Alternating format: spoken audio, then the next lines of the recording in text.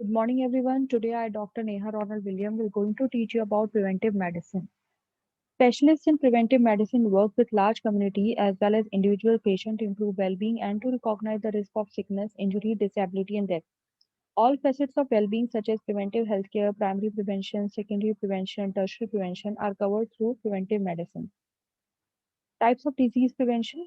Primordial prevention. Primordial prevention can be described as acting on the risk factor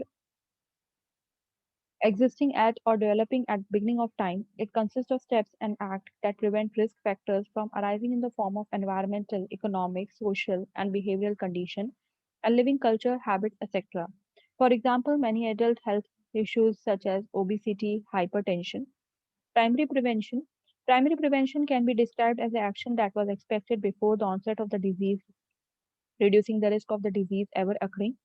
Primary prevention can be achieved through health promotion and relevant safety steps, for example, immunization. Secondary prevention acting after disease occurrence. Secondary prevention means action which stops the progress of a disease at its developed stage and prevent problem. It is also known as secondary prevention, for example, cervical cancer, breast cancer, sexually transmitted disease. Tertiary prevention defined as all available initiatives to minimize or reduce the problem of impairment and disability and encourage patient adaptation to irremediable conditions. Disabilities. Disabilities may be defined as the any restriction or lack of ability to perform an activity in the manner or within the range considered normal for the human being. Impairment. Impairment is any loss or abnormality of psychological or anatomical structure or function. Infectious diseases are disorders caused by organisms such as bacteria, fungi, or parasites.